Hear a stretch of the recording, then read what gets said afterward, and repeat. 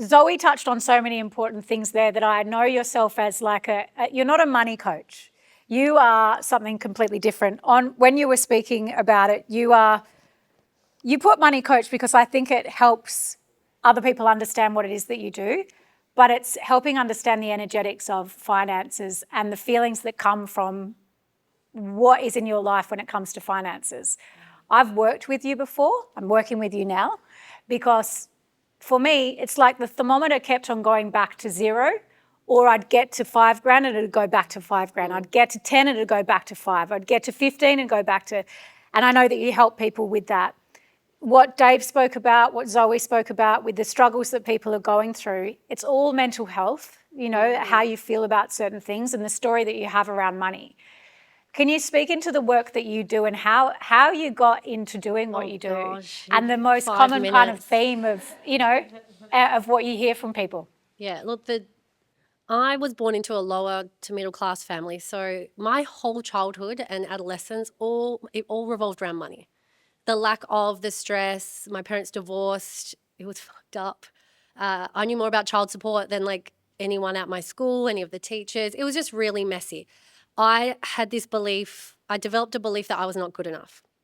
No matter what happened, no matter what I did, I constantly seeked validation just to feel good enough. And one of the big things I was seeking is I need more money, because if I have more money, I will be happy, because my parents didn't have money and they weren't happy, and it caused all these problems. So I did the thing where you go to uni. I got a few degrees because, you know, more degrees, more money. Doesn't work that way. And couldn't actually get a job. And I became an entrepreneur, and I knew I always wanted to work for myself. And I had my own business where I was working online, selling products. And I made my first $100,000 for the year at 25. And I'm 34 now. So almost 10 years ago, 100 grand, should be living the dream, right? Maxed out credit cards, no savings. It was residual income. So if I took time off, I still got paid. And I hit this point where I was like, why is it not enough? It's just not enough. Like, when is it ever going to be good enough? And I was surrounded with personal development in the industry I was in anyway. And I finally decided to pay for coaching and to get help. Finally decided I was good enough to pay for coaching. And it's like I went into the cocoon and I did the work on myself, and I realized the reason I wasn't feeling good enough is because I didn't love who I was, and I was constantly seeking it, and that's what reflected in my finances. And coming out the other side, I learned about wealth principles, how to manage your money using universal law and energetics, so not budgeting. Budgeting does not work. I rewrote the core beliefs I had about money that I developed as a child from my parents, so I could start thinking and acting and behaving as a wealthy person. And look, the other side of it is I live a very wealthy life in comparison. We saved 6 figures really, really quickly. And I never worry about money. My husband and I never fight. We used to want to kill each other. We would fight like cats and dogs. You know, I was repeating my parents' past, or my past, sorry. And it was in that moment that I always knew I wanted to teach this stuff. It's probably a better way to say it, but I was already coaching and training in other things, and that's kind of how I developed what I do, to start helping predominantly women, because they come to me first, and to help them take their power back,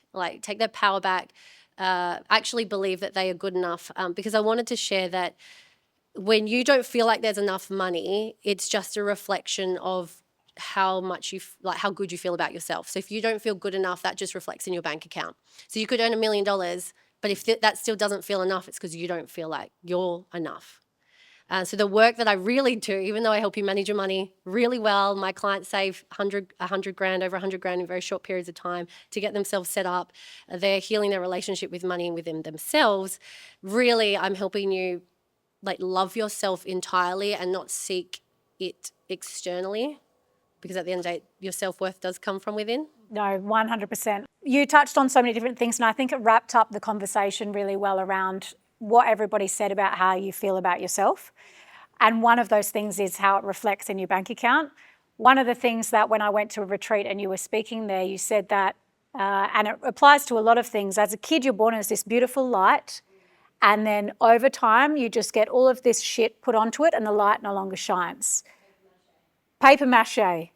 exactly. And so that resonated with me. And so for me, working with you and doing this work, whether it's with finances or anything else, that's one of the things that when I was doing the work with you that stuck out for me. So thank you for the input. Again, we're going to have to do a whole bloody podcast because there's so much to go into there. But when we speak about finances, when we speak about, relationships, and actually when we speak about love and family, and when we speak about joy, and when we speak about how we feel about ourselves and self-worth and love, I think about Rose Oates.